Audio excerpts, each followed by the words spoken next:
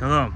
I am standing on the exact same spot where about 2,000 years ago, Rabbi Akiva and some of the other Chachamim came to see the spot where the Beis HaMikdash once stood for the first time since the Beis HaMikdash was destroyed. These Chachamim actually lived through the destruction of the Beis HaMikdash. They had seen it standing and then saw it destroyed. And they came up on the top of this mountain to see the place of the Beis HaMikdash for the first time, and they saw something that was absolutely horrible, that made all of them, except for Rabbi Akiva, start to cry. And Rabbi Akiva, though, had a completely different reaction. He laughed, and we're going to explain why he laughed and the other Chachamim cried. The Chachamim came to this very spot on a mountain called Har Tzofim. In English, it's called Mount Scopus. Today, there's a university here called Hebrew University.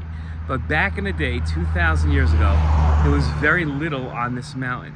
You would come to this mountain, and this would be the first place that you'd be able to see Yerushalayim and be able to see where Yerushalayim was destroyed. And you'd stand here and you'd rip your shirt. I'm sure many of you have gone to the Kotel and ripped your shirt. Well, that's because you're coming from one side of Yerushalayim.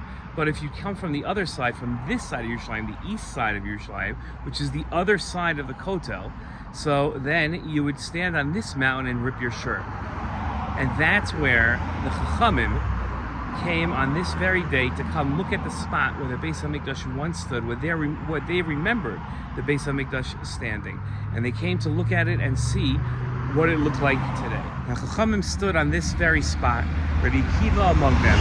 Excuse all the cars going by, but that's why Yerushalayim is a live city today and not just a story about what happened back in the days. But today we are telling a story about what happened back in the days. And they looked out on this spot, and you can see where my finger is pointing, the makom of the Beis HaMikdash. That's where the Beis HaMikdash once stood. And they stood looking here, and they saw something. There was no golden dome then. The golden dome wouldn't be built for another 700 years, so it was just an empty mountain. In fact, probably many of these trees were not here at that time. And they looked out, and they saw, in the place where the Kodesh Kodashim used to be, they saw foxes running through. And they started to cry. How could a place that's so kadosh, a place so kadosh, how could it have foxes, animals running through it? That used to be the place where the Kohen Gadol would do all of his avoda on Yom Kippur. And they began to cry. But Rabbi Akiva began to laugh. The Chachamim turned to Rabbi Akiva and they said, how could you be laughing now? There are foxes running through the Kodesh, with a place where the Kodesh Kodashim used to be. And Rabbi Akiva talked about two different people. One man named Uriah, one man named Zechariah. Uriah was the Kohen. Zechariah was a Navi. They did not live at the same time and they never knew each other. Uriah lived at the first Beis HaMikdash and Zechariah in the second. And Uriah talked about how this spot, this Kadosh spot, would one day be flattened out and there would be no Beis HaMikdash on it. And Zechariah the Navi talked about how one day there would very well be a rebuilt Beis HaMikdash. And the Psukim sort of put Uriah and Zechariah together, even though they did not live at the same time.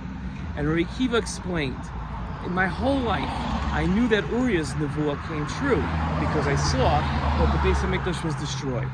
But I never knew if Zechariah's nevuah was going to come true. Now that I see that Uriah's nevuah is true, that there are foxes running through the Beis HaMikdash, I know that Zechariah's nevuah about the Beis HaMikdash being rebuilt is also going to be true. And I'm laughing because now I know for certain there will be a third Beis HaMikdash. Well, I'm standing at the makom of where they stood some 2,000 years later. And unfortunately, as you know and you can see here, there is yet no rebuilt Beis HaMikdash, but there will be. And a lot of exciting things happen where the Beis HaMikdash used to be. For 2,000 years, Jews really did not go to that spot. But today, Jews daven there 3 times a day. There's a minyan for Shachar, Mincha, and Maariv. Today there's a kollel of students in kollel, men, learning Torah there all day long. And there are children that go up, some younger than you, some older than you, that go up and learn Torah on Har Bayis every day. And on Har Bayis they do something that you have never seen your entire life. The real bowing, not the kind that we do in Beis HaMikdash, in Shemona Esrei, where we bow down halfway. In the Beis HaMikdash, on Har HaBayis, you would bow down and completely lie down across the ground. You might remember it from the Yom Kippur davening.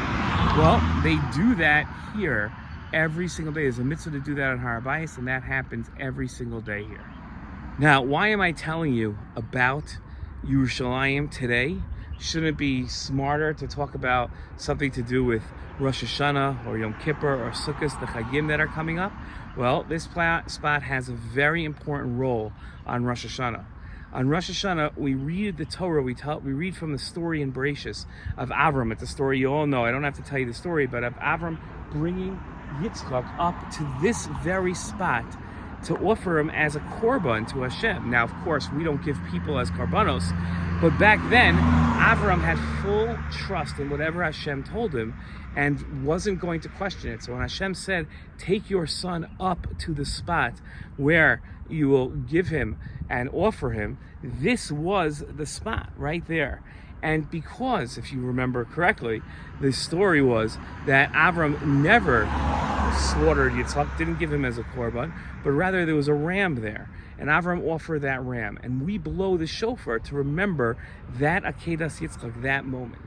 Of all the things to remember, why is it that we remember the Akedas Yitzchak? Why is it that we remember that Avram brought Yitzchak up as a korban? And why do we blow that ram's horn as a horn? So we remember how willing Avram was to do the right thing, to listen to Hashem, even if he was going to lose his son.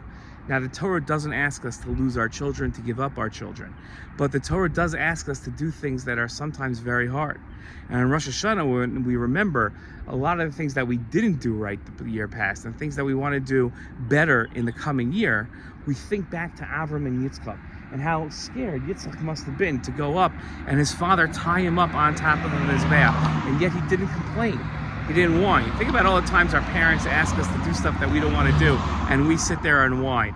Yitzchak was going to be offered as a korban, and he didn't say anything to Avram. He just said, okay, I trust my father, I trust Hashem, this is what has to happen.